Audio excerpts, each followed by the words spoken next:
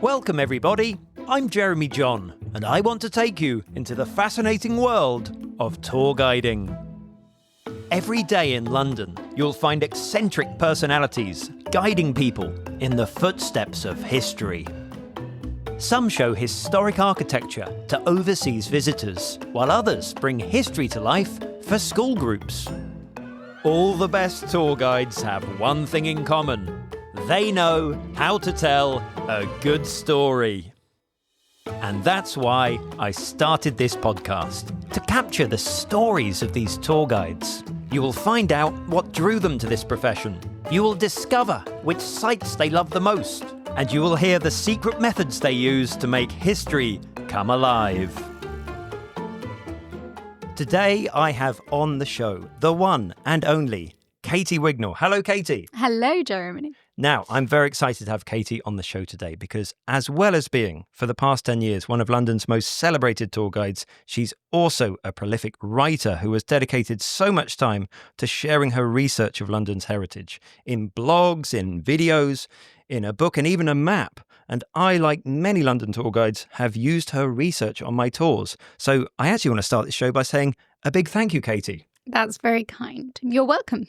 On each episode, I always like to go into the backstory of our tour guides. So we will be doing that with Katie, which I'm sure, as with our other guides, is an intriguing story. But before we go into the backstory, it's always good to know which tours you give. And also, Katie, what's the name of your company? So my company is called Look Up London, and I currently have 16 different public walking tours that I do, but also as a Blue Badge tourist guide, I give tours inside St Paul's Cathedral, Westminster Abbey, the V&A, the National Gallery, the Tower of London, Churchill War Rooms, the Wallace Collection. Kind of just goes on and on and on. Yes, I think I should have asked where you don't go in London. Is there any way you don't go in London? Yeah, that is probably a better question, actually.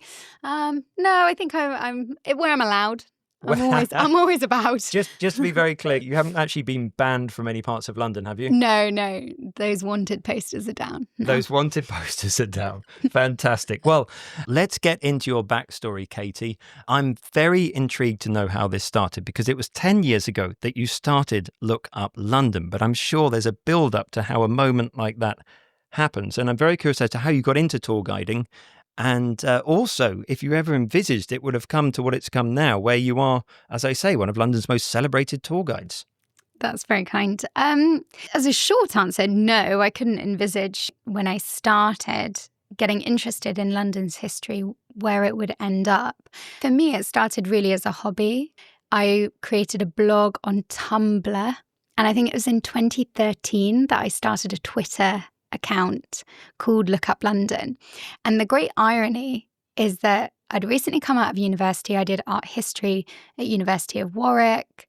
Really loved that. But I wanted to get into arts industries, museums and different galleries and things like that. And somebody made some off-the-cuff remark that the highest rate of turnover for jobs is in marketing in these arts venues. So I thought, well, if I can get in on marketing, then, maybe I'll enjoy that. I just wanted to be a part of these, any art gallery or institution. So I went down that. And so I started the Twitter account actually in order to prove that I was savvy with marketing and to get a job. But then over the next few years and working in different arts institutions, the V&A, first of all, and then later the National Theatre, I discovered this deep love and interest in London's history that I was writing weekly as a blog and posting daily tweets and things. And fast forward to, 2015, and then I was made redundant from my job in the National Theatre, and I decided to pursue London history. And I thought, I've gone from writing down London's history, communicating through text. And for me, the next logical step was basically doing it in person and becoming a guide. And with that sort of arrogance or just naivety of youth, I was like, well, I'll just start offering tours. And clearly everyone will come. Jeremy, it was 3 months before anyone but my friends and parents came and booked on a tour. 3 months? Yeah. What kept you going through that 3 months? That's willpower, that. I know. Well, a mix of things. I was like doing the blog, I was freelancing and some money from the redundancy. And I was researching ways of becoming a tour guide and stumbled across some courses that I could do. So, it was a bit of everything. Sure, but I mean, I admire the determination to keep going at something for 3 months. I mean, you mentioned a redundancy. Do you now look back at that redundancy as a sort of blessing in disguise? Yeah, absolutely. And I think quite a lot of the time it's scary to make a new big decision. So actually the fact that there was an element of push made it almost easy because the decision had sort of been made for me. I mean, to clarify, they did offer I could apply for my, job back. But I decided actually I want to go for this. I absolutely loved working for the National Theatre and still have some very close friends that I worked with there. And now I look back on it, I wasn't a good marketing assistant. I feel like now I found something that I have a huge amount of passion for. And I feel so lucky that I get to do this as my job. Would you say that is what helped you through the 3 months, is you could see that you had something to offer? Yeah, and I think there were little instances. I wasn't, offering tours every day. I was just doing a few, and friends would come on and would be so supportive, and they might bring like a friend of a friend. So there was a sort of slow building, and I felt like I was gaining momentum. But I looked back and it took a long time to build up to a point now where my walks mainly sell out and, they're very kind of well received and I get to do all these different types of walk. But it took a real long time, to get to that place. How did it feel when you were doing your first tours? Because I've had friends say this to me, that their idea of a nightmare is having a whole bunch of people following them for several hours with expectations. Yeah, I think the very first sort of like model tour that I did for my friends went completely awry because we're walking around Fleet Street. Fleet Street Secrets is still a walk that I do, and it was my very first one that I put together. And I'm taking them around, I'm telling them facts, and they were like, "Oh, that looks like a nice pub." And then we just got waylaid there for an hour, and I was like, "Guys, this is not what we're meant to be doing." But, there was a kind of charm in that. And actually, and I'm sure you feel the same way, the real joy of our job is that even if you've done a tour hundreds of times, you're seeing it fresh through people's eyes, where this is the first time that they've experienced turning that corner, seeing that view, seeing this little secret space. And so you kind of feed off that joy, I think. Feed off the joy. I like that expression. So would you say from the very first tour, despite the delays of pubs, especially those old pubs off Fleet Street, I'm guessing were the ones they wanted to pop into? That's the one. Yeah. In one of the previous podcasts, one of our guests talked about the buzz. Did you get a buzz, would you say? I think maybe not so much then, like with friends. I think I'm quite an extrovert. I like the performance aspect. And I enjoyed people listening and telling them the stories and seeing their reactions. So I can't remember the feeling of doing it to them, but certainly that buzz and the feeling where you've really explained something in the best way that has got through to the particular group or person you're telling the story. I think there's nothing better when you see that the impact that you've hoped to get across telling the story has really landed with them, that the kind of penny drops behind their eyes. I think there is something so satisfying in that. And certainly there is then a real buzz and a great feeling from that. Yes, I suppose the buzz is what they're getting there. And I'm really intrigued because you said you studied art history. So you've seen history, specifically art, but history generally in an academic context. Would you say that you're almost a bridge between a sort of academic, intellectual side of this and the person on the street that needs to understand this in less than a few minutes, which in an academic environment, it's all about writing long essays and going into deep dives. But would you say any of your academic background helped with that? Or on the contrary, was it learning an entirely new skill?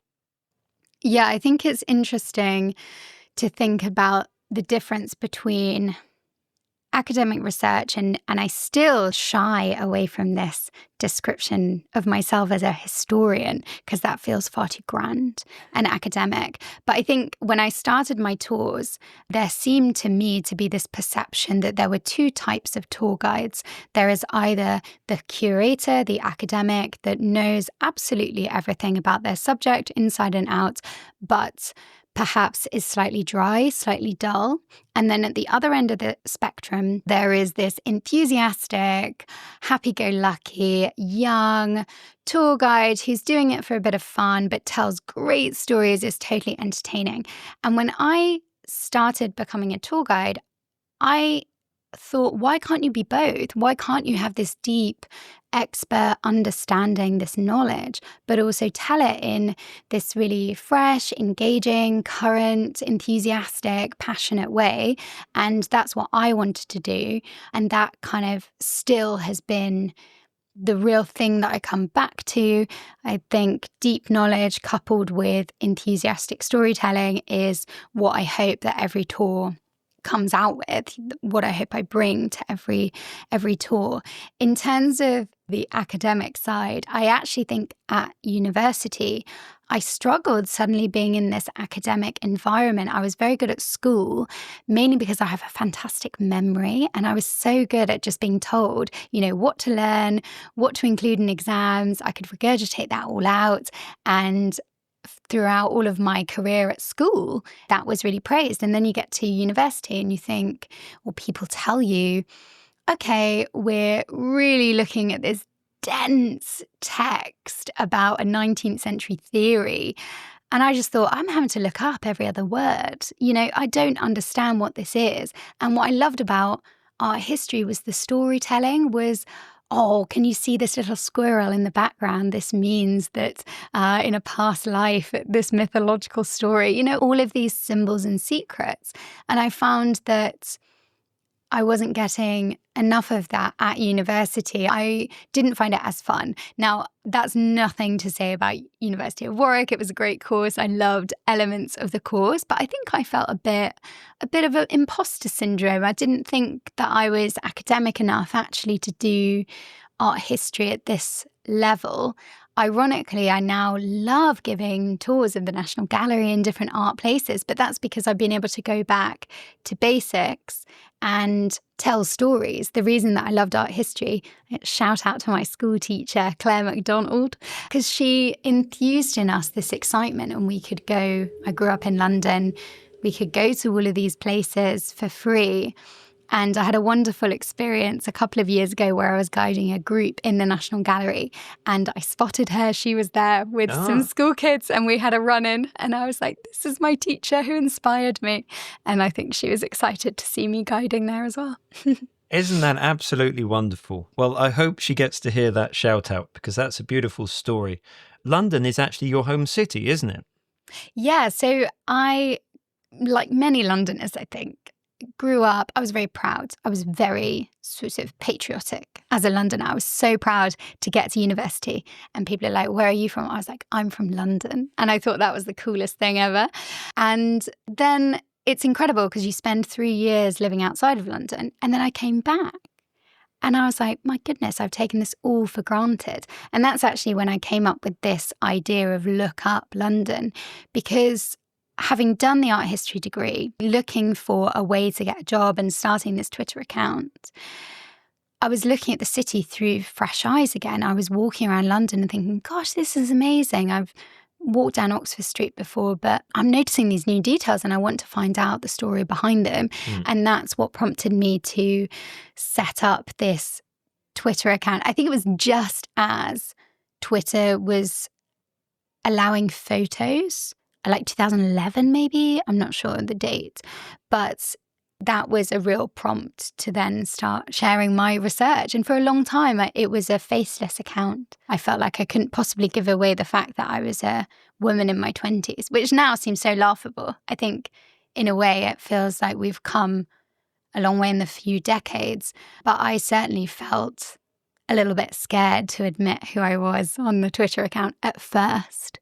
And then gradually as it grew, I gained more confidence, and I found actually that it grew a lot better and gained more followers when I was writing as I speak and not pretending to be someone else. And that took me a bit longer to realize than I like. But, I came to that realization eventually. When did you actually reveal, I'm Katie and I'm the sage? When was that? There was no big reveal. It was just like little details. When I was in conversation with people on Twitter, I would just like eke out. And then as social media changed, I had a Facebook page, I had an Instagram page. I think a big change for me was actually Instagram stories. So when Instagram stories, these little snippets of video talking to camera that disappeared after 24 hours, that's when I first started putting my face on the account and was chatting. I would do a Fun Fact Friday every Friday as a way of keeping content updated. And I really loved that. I really liked talking to camera, and people really enjoyed them. And yeah, it was like little building blocks over time. I didn't have a grand plan. I still didn't have a sort of 10-year plan for Look Up London. Everything that has happened fairly organically. So if you could speak to yourself 10 years ago and tell that Katie, guess what's going to happen for the next 10 years? I mean, could you have predicted any of this? I don't think so. I think that she would be proud. I think, yeah, she would probably be like, well, yeah, like, of course that happened. That was like, I had ambition that it would go somewhere. I don't know. I think I probably had like more confidence then. Really? It's sort of in a different way, and like what bad thing could possibly happen? I like doing it, and you mentioned that earlier with the concept of youth. It's often what propels rock groups and so on. When they're at that earlier age, there's just like, let's just pick up the guitars and do a concert. Yeah. People sort of lose an element of that. Not everyone, but a lot of us do anyway. But I think as well, sometimes I know my personality, and actually I just have to do things if I overthink them, and I learn so much in the process of doing it. And I think that if I had to wait until something was perfect and then to release it, it would just never get done. I have to just put it out into the world as an idea. And then, like new tours, I will have a really good idea for a new area of a walking tour, and I'll have all of the deep research that I've done. But that tour will change so much over the course of the years. And the people who come on that very first tour, I often say to them, I'm like, thank you so much. You're being my guinea pigs today. This is great. And I hope that they still think it's a fantastic experience. But it's only by doing it that you learn how to make it even better, because you learn which stories are better, which land differently, how to form a better narrative as you progress through the stops, which elements of the story to tweak up and which to go down, and where to stand the group. All these different things that make up a better tour in the end. Yes, on previous episodes, we've sometimes touched on some similarities we have with comedians. Now, we are not comedians, and it's not the same trade, but I do think there's something that tour guides and comedians have in common with what you're describing when comedians go out and test the material. And I'm sure you've had this, I've had this, where I think I've discovered the most amazing thing that's going to blow everyone's minds. And I tell them it, and then you see I'll show them the thing, and it's like, oh, just me that finds that archway really cool. Yeah. And now that I've taken people on lots of tours, say of Fleet Street, you appreciate what things people will find amazing and which they won't. And then something surprises you. I might say like the most basic fact as a matter of fact. And then suddenly their reaction is, what? That's crazy. So yeah, it really does depend. And it also changes, of course, group to group. So something that goes down very well one day might just completely fly over everyone's heads the other day. It keeps you on your toes.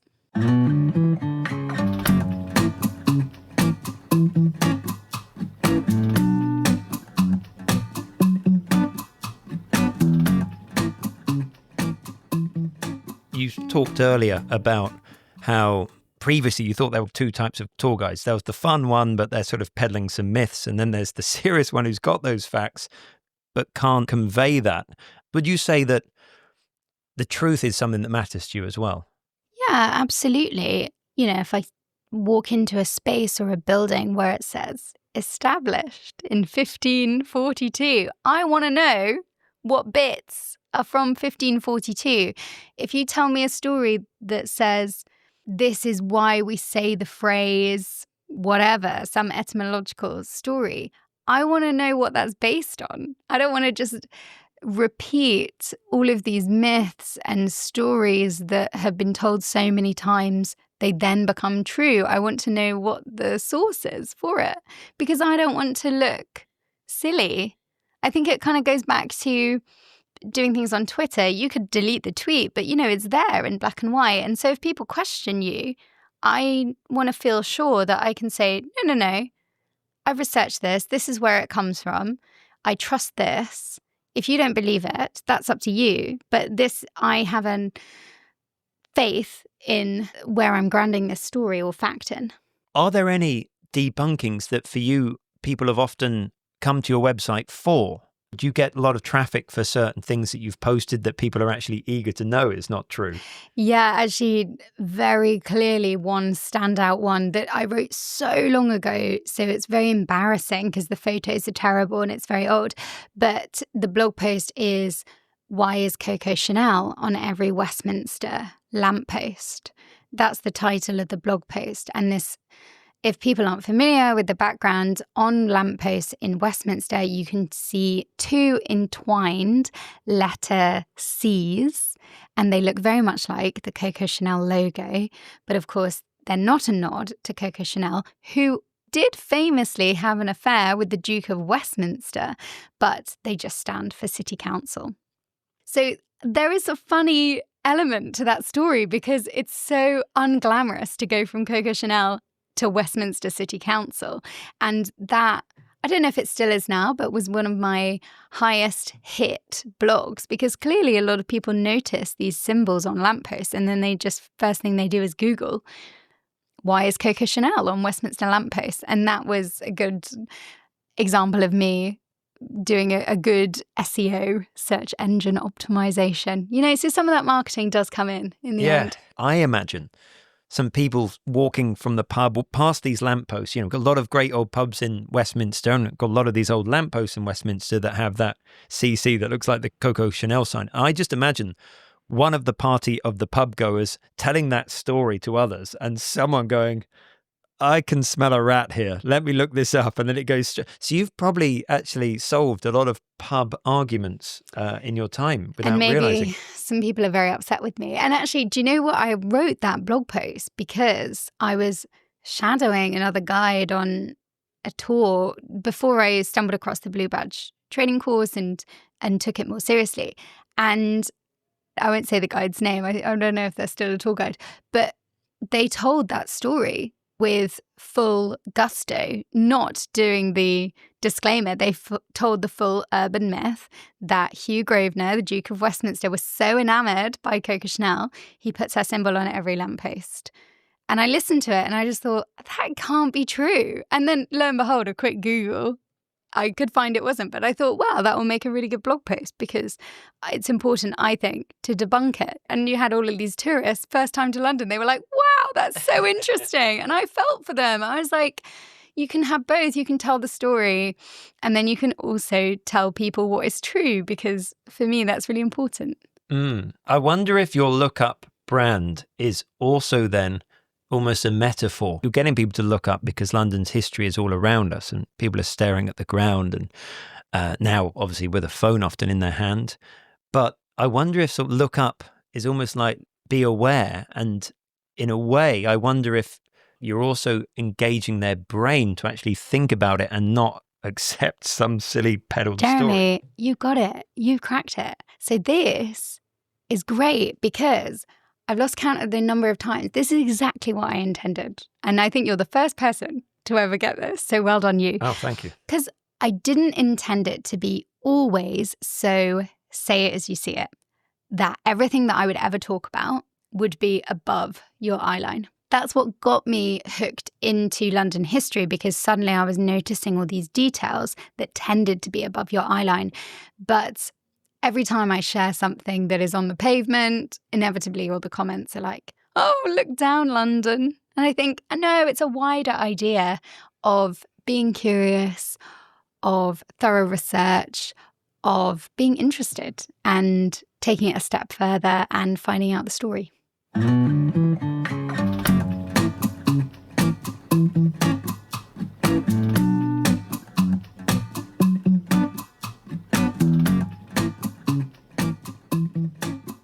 Now, Katie, having been on your tours, there is a whole load of research and information which you bring to the table, which is your own research. How do you conduct your research, and also what triggers you to go down a certain path, or as they would now say, a rabbit hole?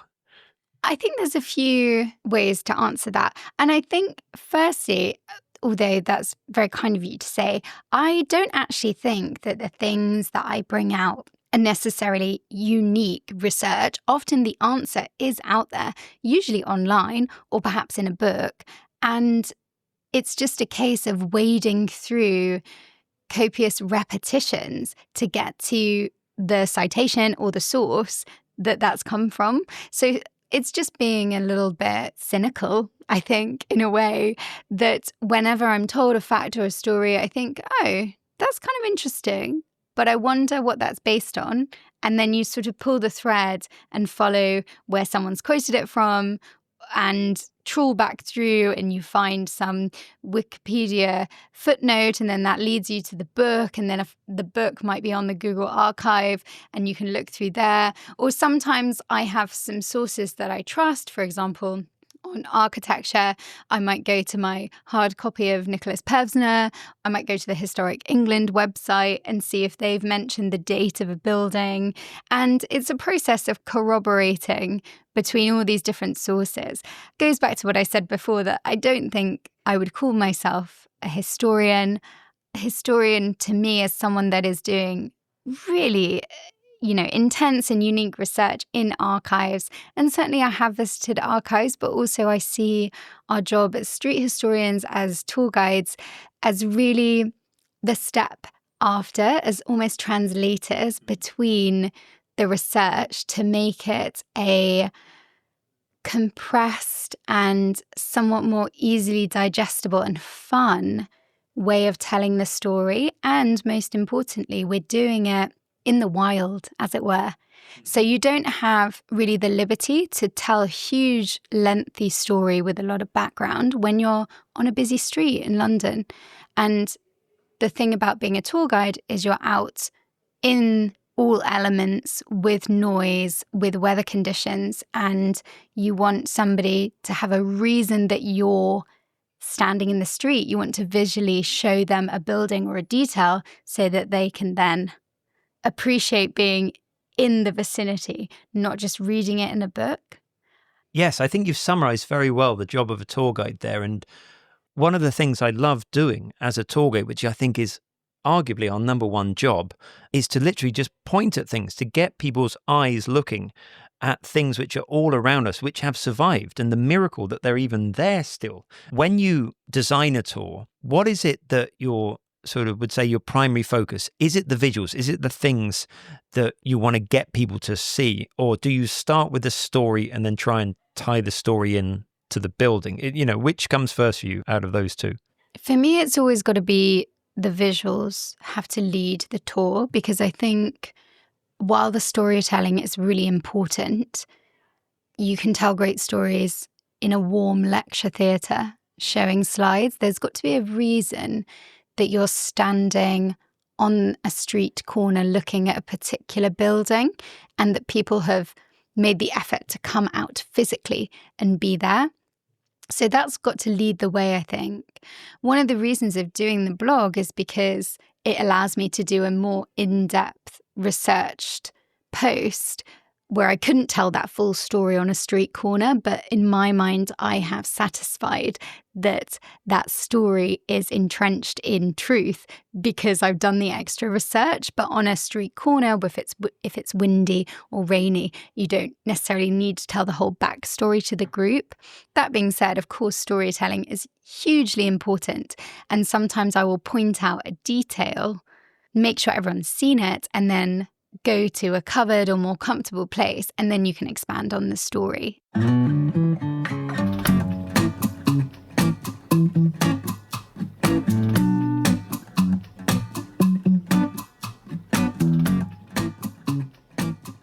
Katie, we've talked a lot about the last 10 years of your tour guiding and the various aspects of it. And you said that you're not someone that has a 10-year plan as such. So you're not going to be able to tell me what's going to happen in the next 10 years. But I do wonder what you would like to happen. You mentioned having some ambition in you. Where is it heading now? Oh, that's a good but very scary question. I've got some tours and areas that I want to develop into more tours. I think it might sound cliche, but one of the great joys of our job is that there's always more to learn. It is never ending. And I feel like now, even though I know a lot, you kind of are aware of how much left there is to learn, and London can't really ever be completed. But one of the latest tours that I put together is about women within the collection of the National Gallery. I have a women's history map of London, which I adored putting together. And I think I've been really enjoying bringing out stories, lesser known stories through women, which I feel quite passionate about. I think more tours. I don't know of any other big plans. I really enjoy presenting and filmmaking, so maybe something along those lines. But I am happy to see where it goes. I love that I picture myself as an old lady still leading tours around the city, probably even shorter than I am now. But I wanted to do this career for the long run, so I see myself still doing it. That's a wonderful answer. Thank you. And I just want to say a quote which I wrote down, which I think is so beautiful. I don't know if you've ever said these exact words in this exact sentence before, but it's certainly something which maybe one of the listeners that loves London will get it tattooed on themselves. Here it is. You said, "London can't ever be completed." And I think that should be quoted, because the quote we always have is the Samuel Johnson quote from 200 years ago. Would you like to relay that quote, or shall I, Katie? Oh gosh, I'm on pressure now. Sir, when a man is tired of London, he is tired of life, for there is in London all that life can afford. Wow, there you go. We didn't plan that. And Katie, off the cuff, has just quoted Samuel Johnson from 200 and however many years ago. He would certainly say that today, but I think London can't ever be completed is a wonderful, wonderful sentence to finish this podcast episode on. So it's just suffice for me to thank Katie for appearing on the podcast. Katie, it's been a pleasure to have you on. Thank you so much. My pleasure too. And to you, the listener, thank you very much for listening to this show.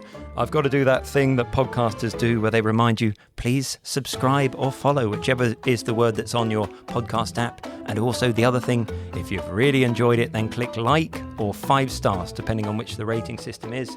Until the next episode, I wish all of you well, and thanks again for listening, and take care.